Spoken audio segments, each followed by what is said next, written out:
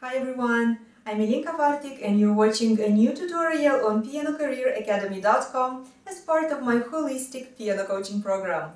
Christmas is just around the corner and music is the best way of getting into the magical holiday atmosphere. Today I have two surprise tutorials for you where we will discover, analyze, practice and perform by using the professional principles of the Russian Piano School several beautiful Christmas pieces. This way holiday practice will be not only fun, but also very useful for developing your piano skills. This tutorial is addressed to beginners, and the second one, which you can access by clicking on this link, is accessible to intermediates and addressed to all piano enthusiasts that have at least 3-4 years of piano experience. So let's see what we have on our special Christmas menu today. We'll start with a charming piece that I'm sure you all know and love, A Christmas Tree, and then, for dessert, an original jazz arrangement of the Christmas carol Away in a Manger, but in our case it will be called Boogie On Down to That Manger. Before we start, one more important thing. Today's tutorial is addressed to beginners that have already mastered the basics of piano playing, having at least 1 or even 2 years of piano experience. So if you're an absolute beginner and you started your piano journey only recently, I recommend watching my Christmas tutorial for level 1, where we analyze and practice 5 easy Christmas songs. So let's combine the fun, the enjoyable with the useful, developing our expressiveness and our technique, our artistry and our imagination, our musical understanding and our analytical skills by playing beautiful Christmas music. Let's begin. O Christmas Tree, my demonstration of this piece, followed by a thorough analysis, step-by-step practice recommendations, and a detailed pedaling guide. Also, if you're watching this tutorial on YouTube, you can download the score of this piece with my fingering, dynamic, and pedaling indications by clicking on the second link in the description box below.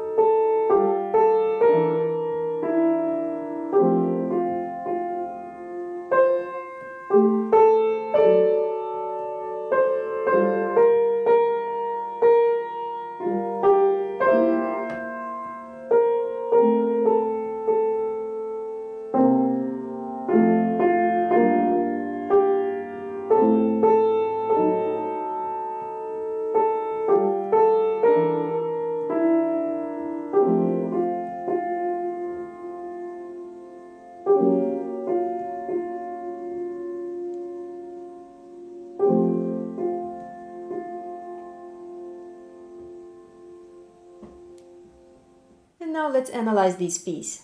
Don't forget that a good analysis is golden, and you should never skip this very important step of the process of bringing a piece to performance level, not even when you learn enjoyable Christmas pieces. The main challenge of this arrangement is the fact that it has an almost polyphonic structure, being written in 3 voices. Why almost polyphonic? Because in typical, so to speak, polyphonic pieces, all the voices have equal rights, and the melody or the theme migrates from one voice into the next one. In this piece, however, even though we have 3 distinct voices, 1 voice in the left hand and 2 voices in the right hand, still the melody is only in the upper voice, while the middle voice and the lower voice are still beautiful. They still have their individual melodic line, but they're less important than the upper voice. So the fact that these 2 lower voices are very consistent, they keep their melody throughout the entire piece, makes them more than a simple accompaniment, but less than actual voices of a polyphonic piece. The polyphonic feel of our Christmas Tree, as we'll discover in a minute when I'm going to share with you lots of practice tips for this piece, is also emphasized by the fact that in the right hand at all times we have to play 2 voices with different functions and therefore with different sound intensities, with different characters, the melody and the part of the accompanying voice. Otherwise, if this middle voice would have been played by the left hand, we could have said that the left hand plays the accompaniment and the right hand the melody, because these intervals are too wide for being played with one hand. And for this reason, this piece will be a wonderful training for our voicing skills. But again, we'll talk more about that in a minute. Now that we talked about the three voice structure of our piece, the bass, the middle voice, and the melody, let's take a look at the bigger picture.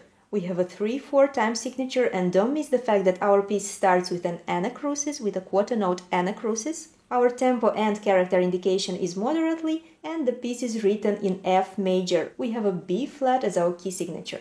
This piece is written in a 3-part form. The first part, the first fragment of the piece, starts at the beginning and ends here in bar 8.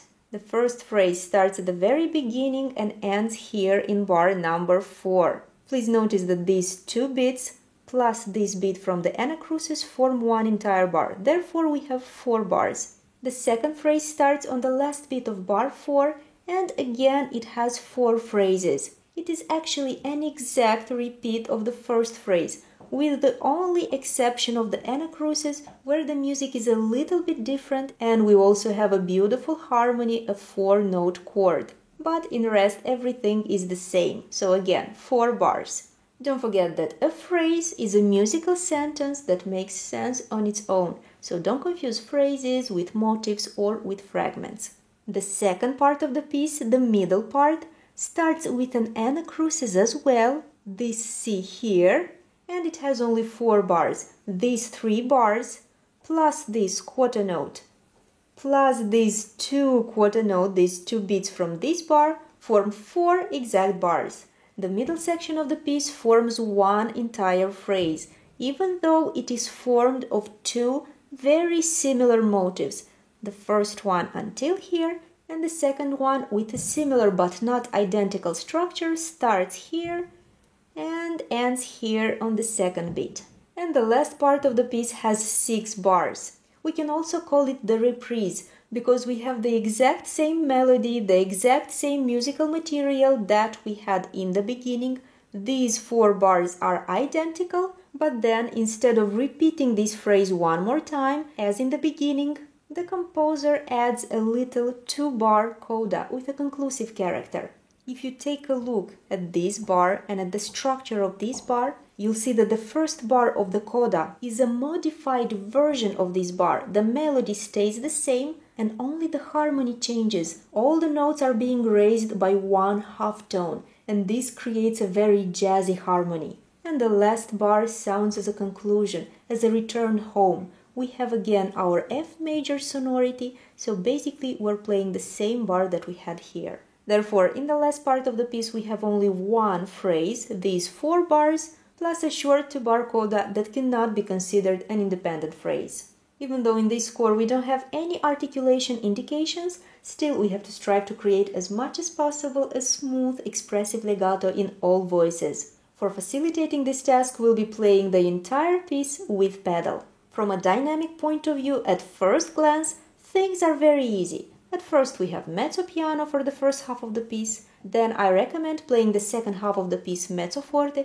for creating at least a little bit of contrast, for making your performance more expressive. And then in the reprise we can play mezzo piano or even piano. However, as I already mentioned, things are easy only on the first glance. Don't forget that in this piece we have to make very good use of our voicing skills, and the melody at all times has to be deeper, more expressive than the accompaniment, which should be played with softer, more delicate sonority in the background. So even though, for example, in the beginning, the general dynamic indication is mezzo piano, what this actually means is that the upper voice is played mezzo piano, while the lower voices are played piano or even sometimes pianissimo. Ideally, you would have to play the upper voice approximately mezzo piano, the lower voice approximately piano, not very soft, because the bass has to have a deep velvety sound, and the middle voice has to be the softest, pianissimo. But playing these 2 lower voices with the same sound intensity is very good as well.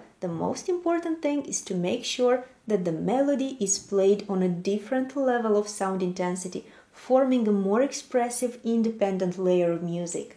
Each voice, if analyzed independently, is not difficult at all, especially the two lower voices. You already know very well how to decipher such structures. Don't miss the accidentals that appear along the way. The harmonies that they create are always beautiful and unusual. Don't miss these ties. You see, this C is connected with a tie, with this C from the following bar, therefore it should be held down. The same happens here. Don't miss the rests. Don't miss all those cases when you have different note durations in the same hand. For example, here in the upper voice, you have a dotted quarter note followed by an eighth note, while in the lower voice you play a half note, and it should be held down even when the upper voice takes another step forward. This is actually a very useful polyphonic technique, and by polishing it in this fairly easy Christmas song, then you'll be able to apply it to all those serious polyphonic pieces that you'll be practicing in the near future. And now it's time to practice this piece. The left hand is fairly easy and it will be your homework to practice it independently. I'll simply mention that the left hand has to be played with a soft yet a little resonant sound, like we have just discussed during the analysis, because this is our bass, and the bass offers us the harmonic foundation. So you see, these notes have to be played with a soft, relaxed, caressing touch, but at the same time you can't actually be deep from the entire weight of the arm, even though you're not applying much pressure. The secret here is to activate your hearing and to monitor closely the quality of your sound. It should be noble, deep and velvety.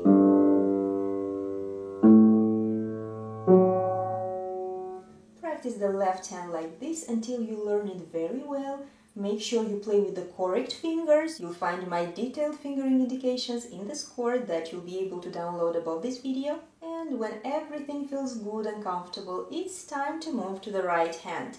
This is our main challenge in this piece. Before we start to practice the right hand as it is written in the score, two voices in the same hand, I will play only the melody of the first phrase. You don't have to do the same thing when you practice. I'm doing this so that you'll understand the structure of this phrase better and so that your expressive tasks will be clearer.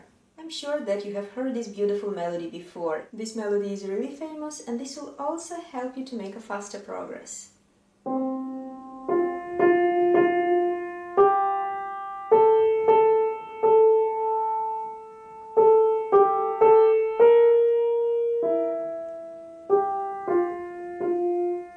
While listening to this melody, this is also a very good occasion to remember one of the most important secrets of phrasing. The fact that each phrase has a beginning, a culminating point or a destination, and an ending. And from a dynamic point of view, we reflect this phrasing shape in our performance by playing the beginning a little bit softer, as if something is approaching from afar, then making a little, barely noticeable crescendo towards the destination point, especially if this crescendo is not indicated in the score by the composer. It's just a little trick we have to apply for improving our phrasing. And then maybe the most important part is to make sure that the end of the phrase is played softer, with a little diminuendo. In this first phrase, there are actually two spots that can be considered the destination point, and you can choose which one you want to emphasize just a little bit according to your own preferences. So please notice that I start playing this melody softly, without any accents, always moving forward. Don't forget that an accent would interrupt this smooth flow, and we need to avoid that. Phrasing is always about continuity, about moving forward, but without accelerating the tempo, doing everything in the limits of a choric rhythm, even though in this piece you can apply just a little bit of rubato. So we begin our phrase as if from afar, it moves on, and this A here could be your destination, and after that, slowly you're making diminuendo until you reach the end of the phrase here on this F, which should be played really softly. Another version is to start again softly, a little growth, a little crescendo, and then this B flat will be your culminating point. Both versions are good and both will help you to create a convincing phrasing. Now that your hearing got acquainted with the singing, expressive character of this melody, it's time to practice our right hand the way it is written in the score. I'll remind you that here the most difficult thing is to voice the melody while playing this lower voice in the right hand with a softer sonority. The main secret of voicing is to channel your arm weight into the finger that plays the note that should sound more expressively. I always tell my students to imagine that their arm is actually their body, and if you're playing with two fingers simultaneously but you want to emphasize, for example, only the upper note, then you have to imagine that you're channeling the entire weight of your body only on one leg.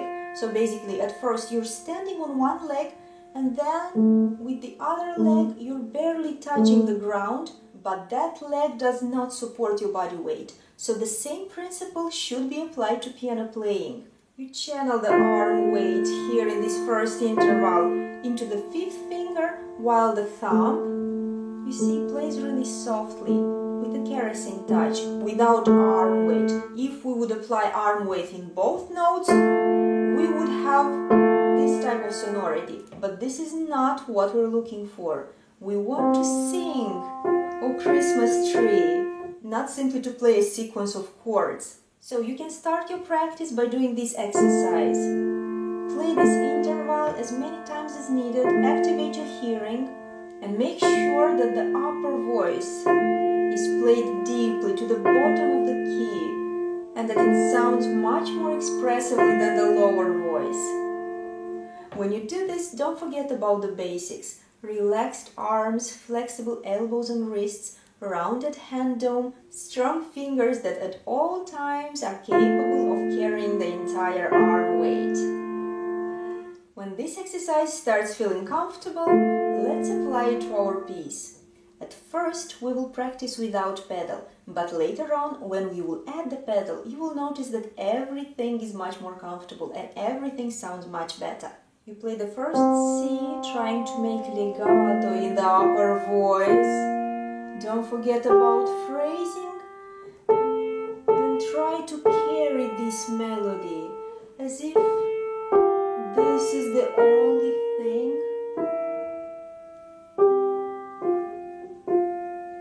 So even when deciphering the notes, don't forget to hear the melody with your inner hearing and try to express it as much as possible. Even though most of the melody will be played with your fifth finger, you see, like this, still try to sing it as if it is played on the violin. Obviously, with the pedal, everything will sound much better. 3 and 1 and 2 and 3 and 1 and 2 and 3.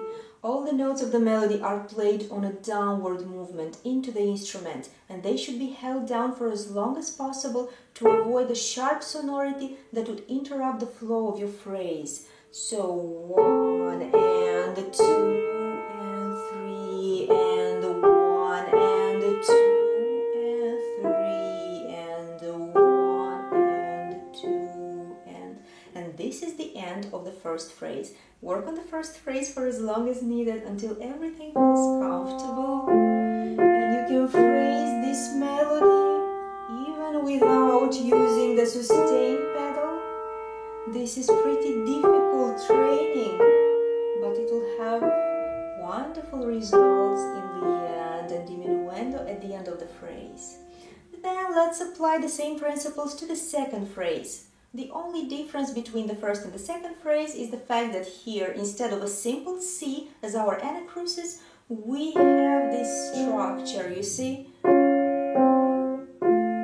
You can work only on this connection for a little while by using the magnifying glass practice method, which by the way should be applied to everything you're practicing, to every bar, to every phrase. And then let's move on. We play the same thing we have just learned.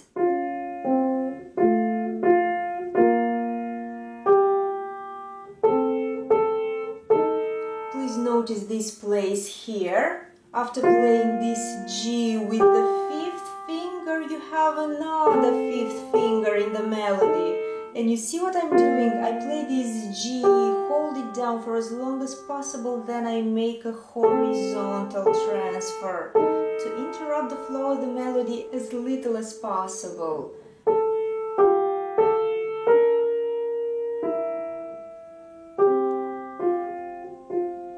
And we have finished learning the first part of this piece. Another very important secret: arm relaxation equals a beautiful sound. So if you want to create a beautiful, deep, singing, rich sound, you have to make sure that there is no tension in your arms, and always you're letting go of all the fear, of all the worries, and you play into the instrument without holding back the sound, without keeping your arms in the air or keeping your wrist tensed. Your wrist should breathe all the time without making exaggerated movements, of course. The movements should always be minimal and economical, but there should always be an enormous potential for flexibility in your joints. And the more you practice in a correct manner, the more relaxation, flexibility, freedom, and confidence you'll achieve. Now let's apply the same principles to the middle section of the piece. This is actually the last phrase that you have to learn, because the reprise is identical to the first part of our Christmas tree. Here we have a little bit more complex polyphony. We play this C and then we notice that it is held down while the lower voice plays this G. So make sure that you play everything correctly. Now I'll play with counting. And also don't forget about voicing. 3 and 1 and 2 and 3 and 1 and 2 and... So you see, now I'll play without counting so you'll hear everything better.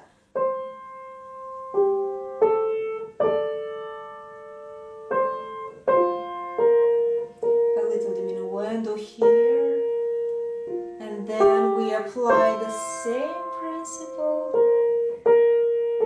to the second motive of this phrase, and after that everything is like in the beginning. But don't hurry to go to the reprise yet. First you have to learn the middle section very well. Activate your awareness and make sure that both voices are doing what they're supposed to do. You can again isolate, for example, this chord difficulty and practice only this little spot until you can play it very well. Then connect it with the following half bar like this, and then polish only this motive until everything feels and sounds good again. Then apply the same method to the second motive of this phrase.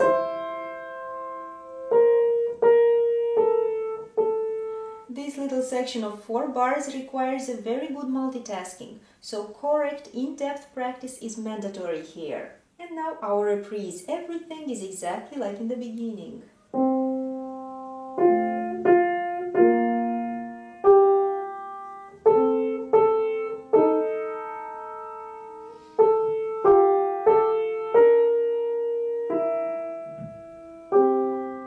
So far there are no changes, and after this bar we have our little coda.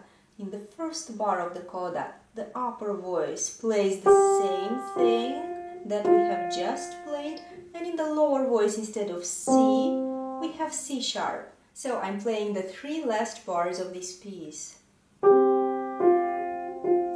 Then C goes to C sharp. We play this bar just a little deeper. Then we go back to C again. When we'll add the left hand, we'll be able to hear the complete harmonies. And you'll notice how beautiful they are. After you practice the right hand very well, first one phrase, one motive at a time, then one section at a time, then the entire piece from beginning to end. And don't forget that we're not even using the sustain pedal yet. Then it's finally time to combine both hands together. Now I'm going to show you both hands together without pedal, and then I'm going to move my overhead camera near the pedal, and I'm going to show you exactly how to pedal this piece. So both hands together. Don't forget that the bass, the left hand, should have the sonority of a double bass, but not a pizzicato double bass. Imagine that you play with the bow on the double bass or on the cello. Everything is as fluid, smooth and connected as possible.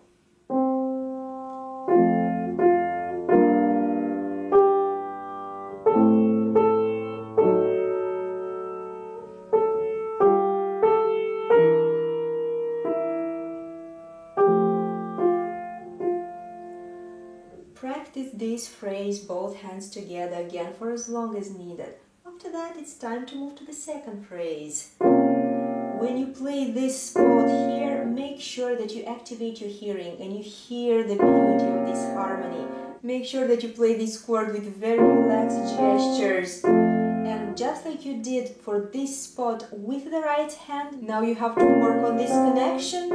Both hands together until everything is fluid, until you can play it without any strain or tension. And then it's time to move on.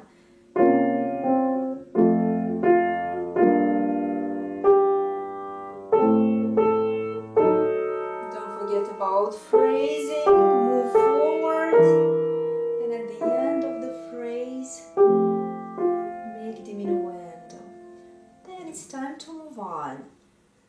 Here I recommend to play with a more open, expressive sound, as if until now you were singing this song, this carol, in a small room, to a small audience. And now, starting from here, you're on a big stage and lots of people are listening to you. So this is how this section should sound.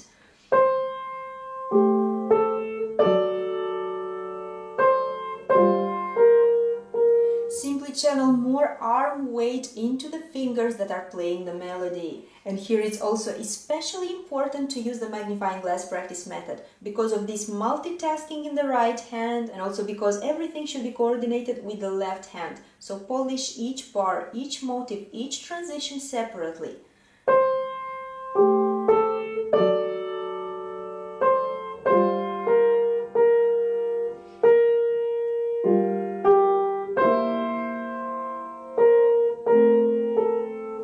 As always, we create a rounded phrase shape, diminuendo at the end. And then we have our reprise. The only difference is the fact that while we play this C, we also have this seventh in the left hand. And then we play the same thing.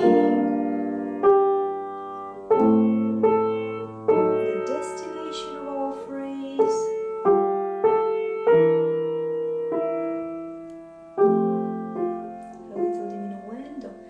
Then here we have this beautiful harmony, and then we return home to F major.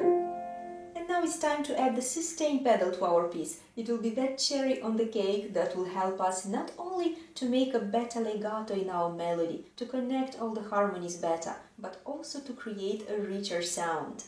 In this piece we'll be using the delayed pedaling technique, and if you want to learn this very important pedaling technique from scratch or simply remember all its details, watch lesson number 38 for beginners based on Nikolaev's Russian School of Piano Playing. We press the pedal simultaneously with the first note, we change it on the first chord, then on the second one,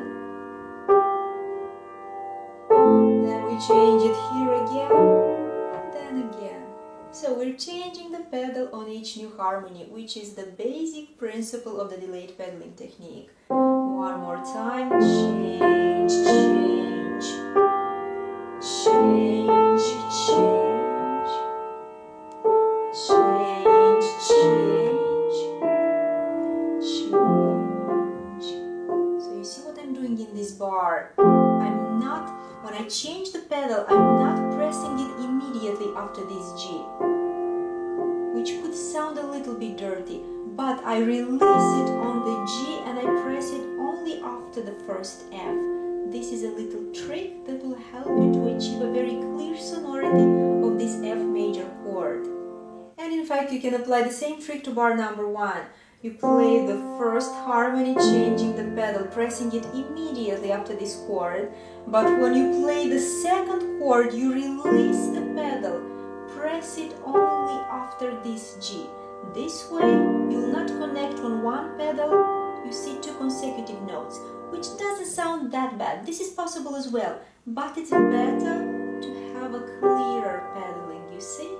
So change, release, press, change, change, here everything is easy, change, change, release, press, change, change, change, basically here release and then press,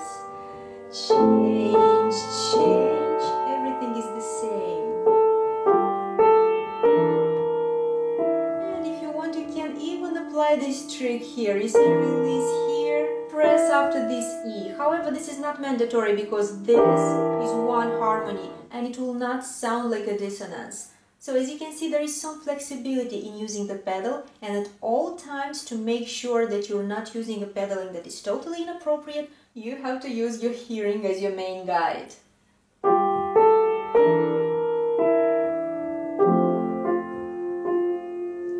Then we release the pedal on this C here, so we have played. Release, press, change, and again the same trick. You see, release, and after this B only we press the pedal to avoid the cluttered sonority like this. You see, it's much better when we do this. And again, release, press, change, and you see, even this change here, you take your time. You don't press the pedal immediately. So you release, then you press it, and then the same thing. Release, press after the first A.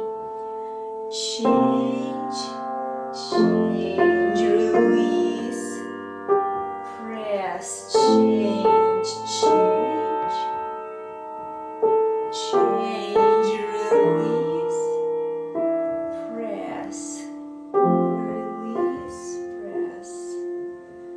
Then listen to this beautiful harmony. Again, you release, press it after this first F, and then as an exhalation, this last beautiful F major harmony. Everything is very peaceful and full of light in this bar, the true Christmas spirit.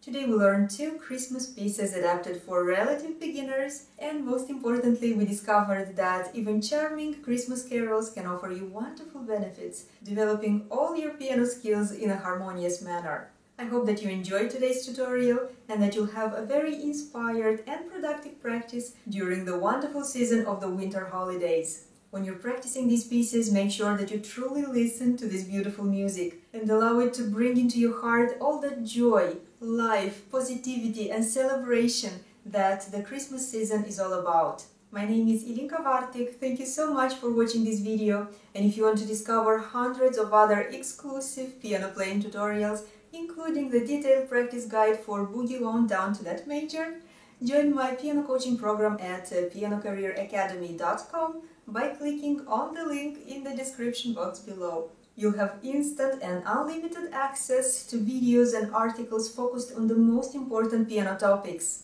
posture and key attack, technique and expressiveness, practice and performance, teaching and repertoire, attitude and motivation, and much, much more. Besides these resources, you'll also be able to follow my step-by-step video practice guide for beginners based on Nikolaev's Russian School of Piano Playing, learning how to play piano correctly from scratch, this way developing all your pianistic skills gradually and harmoniously. I have also recently launched 2 new projects that I'm very excited about. the progressive multi-episode scale tutorial entitled How to Practice Piano Scales and Arpeggios, the Art Behind the Exercise, and Piano Masterpieces, detailed video lessons for all levels, a series of detailed tutorials that will help you to learn wonderful masterpieces of the piano repertoire. And last but not least, you'll join an awesome community of piano enthusiasts, students, teachers, and concert pianists from the entire world. Have a Merry Christmas and a fabulous New Year filled with beautiful music and lots of piano accomplishments.